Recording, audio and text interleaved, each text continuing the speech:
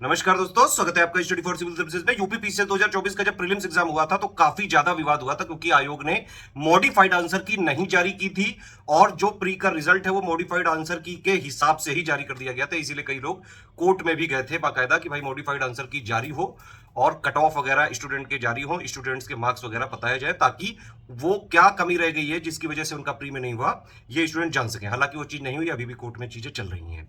अब ये मेंस का 4 दिन का लगातार शेड्यूल दिया था यूपीपीएससी आयोग ने और मतलब ये टफेस्ट माना जाएगा कि भाई लगातार दो दो शिफ्ट में डेली 6-6 घंटे लिखना, सुबह वाली शिफ्ट में 3 घंटे, फिर जो है शाम वाली शिफ्ट में, तो ये एक जो है लंबी और बहुत टीडियस और बहुत थकाने वाली प्रोसेस थी। फाइनली आज आप लोग को काफी रिलीफ मिला होगा। अगर एनालिसिस की बात करें, पहले दिन में पहला पेपर था हिंदी और एसे का, है ना।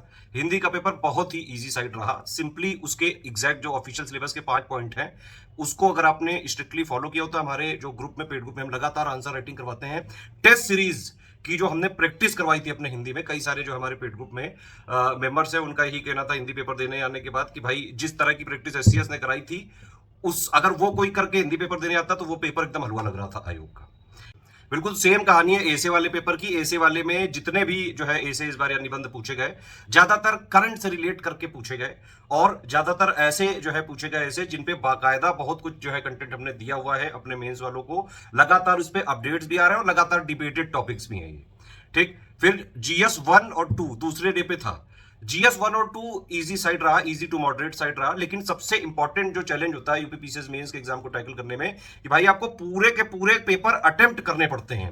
20 क्वेश्चन आते हैं हर जीएस के पेपर में, 10 क्वेश्चन 125 वर्ड वाले होते हैं जिनको कि 7 मिनट में करना होता है, 8 नंबर के होते हैं। ऐसे ही 10 क्वेश्चन 200 वर्ड वाले होते हैं जिनको कि करीबन 10 मिनट में करना होता है, वो 12 नंबर के होते हैं। जिसने भी आंसर राइटिंग प्रैक्टिस करी होगी सिर्फ वही पूरा पेपर अटेम्प्ट कर पाया होगा।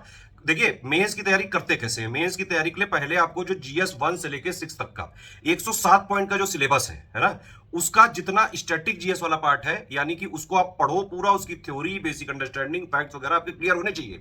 क्योंकि यूपीपीसीएस मेंस में आपने जीएस 1 से लेके 6 तक का जब पूरा पेपर जो दे दिए हैं अभी, अब आपको समझ में आ ही गया होगा कि भाई कई सारे क्वेश्चन डायरेक्टली सिलेबस के जो पॉइंट है उन्हीं में आगे पीछे लगा के जो है क्वेश्चन बना दिए जाते हैं।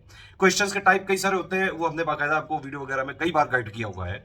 तो मेंस का यही है भाई एनालिसिस कि भाई जीएस 1-2 वाला इजी रहा, 3-4 वाला जो है paper moderate to tough side रहा। आज वाला पेपर 5-6 भी relatively easy to moderate side रहा।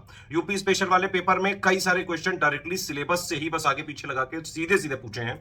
इवन यूपी बजट का जो पापा वीडियो होता है वो कितना ज्यादा इंपॉर्टेंस रखता है ये आप लोगों ने आज समझ ही लिया होगा। जीएस 6 वाले पेपर में करीबन 5 से 6 सवाल आए हैं डायरेक्टली। अगर किसी ने बजट पापा वीडियो देखा होगा मेरा, जो मैं यूपी बजट पापा बनाता हूं, उसमें 1 घंटे 40 मिनट का जो है वो वीडियो होता है और उसमें शुरू के 30-40 मिनट होते हैं प्री के और बाकी टोटल वीडियो प्री प्लस में दोनों वालों को मैं हमेशा रिकमेंड करता हूं कि देखा करो आप लोग। इस बार का जो बजट आया था मैंने बताया भी था कि भाई ये पिछले 5-6 साल में जो भी सरकार कर रही है उस सबको एक्युमुलेट करके अपने जो है कॉन्ट्रीब्यूशंस अचीवमेंट बता रही है। तो ये बजट देखना जरूरी था क्योंकि काफी डेटा था इस बार के बजट में और वही डायरेक्टली क्वेश्चन पूछ लिया आयोग ने जीएस 6 वाले पेपर में, चाहे वो न्यू स्कीम से रिलेटेड हो, एमएसएमई से रिलेटेड हो, इन्वेस्ट यूपी से रिलेटेड हो, 1 ट्रिलियन इकोनॉमी वाले से रिलेटेड हो। और जो है कुछ कॉन्सेप्ट जैसे लगता था कि सारे स्टूडेंट को कि इररिलेवेंट हो गए स्मार्ट सिटी वाला, लेकिन वो 2-3 बार पूछा गया। इस बार न्यू इकोनॉमिक पॉलिसी वाला जो है कॉन्सेप्ट जो है पूछा गया बार बार। पेपर अगर आप देखें मोर और लेस यूपीपीसीएस का जो एक फ्लेवर है, जैसे प्री का फ्लेवर है कि भाई इनके जो है एक स्पेसिफिक फ्लेवर के जो है फैक्ट्स है वही पूछे जाते हैं। इन्होंने मेंस में भी उसी तरह का बना रखा है। अगर आप 2018 से लेके अभी तक के सारे यूपीपीसीएस के पेपर की एनालिसिस करो तो आप पाओगे, अगर आप एग्जैक्ट ऑफिशियल सिलेबस का स्टैटिक जीएस वाला पूरा 360 डिग्री कवरेज कर लेते हो और लेटेस्ट 1.5-2 साल के करंट अफेयर आप जो है पूरे कवर कर लेते हो मेंस स्पेसिफिक जीएस 1 से लेके 6 तक वाले, ठीक है, प्लस प्रीवियस ईयर क्वेश्चन की एनालिसिस कर लो 2018 से अभी तक, और लगातार ये सारी चीजें हम बाकायदा 7800 में क्लियर कर देते हैं। 7800 में सब कुछ मिल जाता है। 7800 वाला जो हमारा ग्रुप है जीएस 1 से लेकर 6 तक का 107 पॉइंट का syllabus point wise Hindi English medium में अलग अलग देते हैं। पूरा स्टैटिक जीएस का 360 डिग्री कवरेज उसमें मिल जाता है। करंट अफेयर हम लगातार देते रहते हैं। मेंस स्पेसिफिक एक जो है 1-1.5 साल का लगातार हमने दिया हुआ है। बजट पापा वीडियो इसीलिए मैंने बना दिया था करीबन मेंस से 1-1.5 महीने पहले, यूपी बजट पापा भी और जो है नॉर्मल बजट पापा वीडियो भी। तो ये पढ़ाई वाला पार्ट इतना करना होता है मेंस के लिए। और जो आंसर राइटिंग और टेस्ट सीरीज में हमने लगातार इन्हीं के बेसिस पे क्वेश्चंस भी कराए थे। जिसने भी स्टडी फॉर सिविल सर्विसेज का ग्रुप ज्वाइन करा होगा मेंस का, हिंदी वाला एसे राइटिंग भी, हम इंटेंसिव राइटिंग प्रैक्टिस का हमारा ग्रुप है, कई सारे ऐसे उसी से डायरेक्टली आके मतलब इतना तो थे कि पूरा पेपर अटेम्प्ट कर सकते थे। हिंदी वाले का भी पूरा का पूरा पेपर जो है आप कर सकते थे। लगातार प्रैक्टिस करनी बहुत जरूरी है, सिलेबस एग्जैक्ट फॉलो करना पड़ेगा, लेटेस्ट 1-1.5 साल का करंट अफेयर फॉलो करना पड़ेगा, पढ़ना पड़ेगा, समझ बनाने पड़ेगी। जीएस 4 का अगर आप कहें, जितने भी जीएस के पेपर हुए सबसे मुझे लगता है कि इस बार थोड़ा सा मतलब ठीक ठाक जो पेपर मैं मानूंगा वो जीएस 4 का है। हालांकि यूपीएससी के स्तर से वो अभी भी कम है, लेकिन यूपी पीसीएस के हिसाब से देखा जाए तो वो अच्छा खासा पेपर था इस बार। इसीलिए पीवाईक्यू मेंस के लगाना जरूरी है। 2018 के बाद के ऑफिशियल सिलेबस के 107 पॉइंट कवर करना बहुत जरूरी है। थ्योरी भी उनकी पढ़नी है, लेटेस्ट 1-1.5 साल का करंट भी पढ़ना है, और सबसे जरूरी है बेटा आंसर राइटिंग।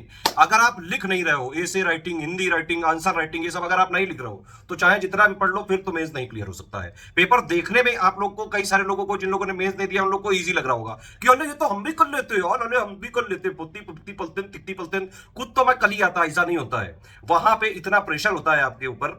20 क्वेश्चन पूरे कंप्लीट करने होते हैं, कोई चॉइस भी नहीं मिलती है। लगातार जो है आप देख ही रहे होते हो कि हर तरफ लोगों के पेन चल रहे होते हैं। उस टाइम साइकोलॉजिकल जो प्रेशर क्रिएट होता है ना, आती हुई चीजें इंसान भूल जाता है अगर उसने प्रैक्टिस वगैरह ना करी हो।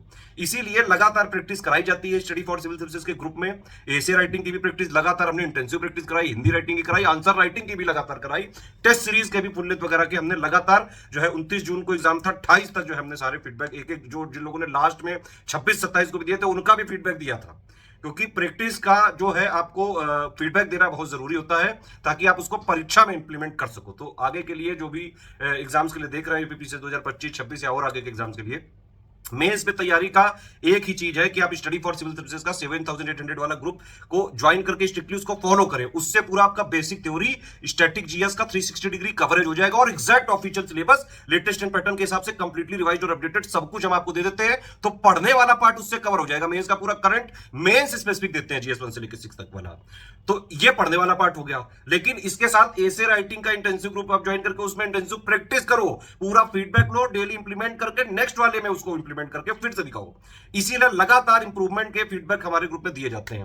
हिंदी राइटिंग में भी लगातार हमने इसीलिए प्रैक्टिस कराई, और जिन लोगों ने भी जो है उसमें सबमिट किया एक एक चीज उनको बताई गई, पर्सनल गाइड किया गया। तो हिंदी राइटिंग भी बेहद जरूरी है, क्योंकि 150 में से करीबन 100 प्लस आपको लाने ही पड़ते हैं, क्योंकि इसके मार्क्स बाकायदा रैंक में जुड़ते हैं, है ना। और आंसर राइटिंग का तो भाई कोई तोड़ा ही नहीं, 1200 नंबर का जीएस रखा हुआ है। पढ़ाई करके आप नहीं बहुत कुछ नहीं कर सकते हो भाई, ज्यादा ज्यादा थोड़े बहुत नंबर ले आओगे, लेकिन वो उतने नहीं होंगे कि मेंस का कट ऑफ निकाला जा सके। तो पढ़ाई करने के साथ साथ आपको आंसर राइटिंग और टेस्ट सीरीज के ग्रुप ज्वाइन करके स्ट्रिक्टली उसको फॉलो करना चाहिए, लिखना चाहिए, अपने हाथों को ट्रेंड करना चाहिए। जब तक आप ये सब नहीं करते हो तब तक मेंस जो है निकालने का सोचना भी जो है बेमानी होगा। जिन लोगों ने मेंस दिया है वो लोग बताएं कौन कौन से पेपर में कौन कौन से क्वेश्चन आपको बढ़िया लगा, और कितने लोगों ने पूरा का पूरा पेपर एक्चुअली में अटेम्प्ट किया। इस बार का पेपर अगर रिलेटिवली देखेंगे तो ओवरऑल मतलब इजी टू मॉडरेट रहा, तो मुझे लगता है कट ऑफ थोड़ा सा बढ़ सकता है, 800 प्लस ही जाएगा, बल्कि और थोड़ा ज्यादा ही जा सकता है। इतने ऐसे ऊपर वाले लोगों की कॉल आ सकती है। एक क्वेश्चन आयोग ने यूपीपीएससी आयोग की जो है कार्य प्रणाली को लेकर पूछा था, स्वतंत्र और निष्पक्ष तरीके से सिलेक्शन कराने की जो प्रक्रिया वाला, उसमें आपने क्या आंसर लिखा? अगर उसमें आपने बहुत ज्यादा सही लिखा होगा तो फिर वैसे रिस्क पे तो नहीं होना चाहिए, क्योंकि भाई आयोग ने पूछा है तो इसका मतलब है कि वो अपना क्रिटिसिज्म सुनना चाहता है। क्या लिखा आपने? आप लोग जरूर कमेंट करके बताइए।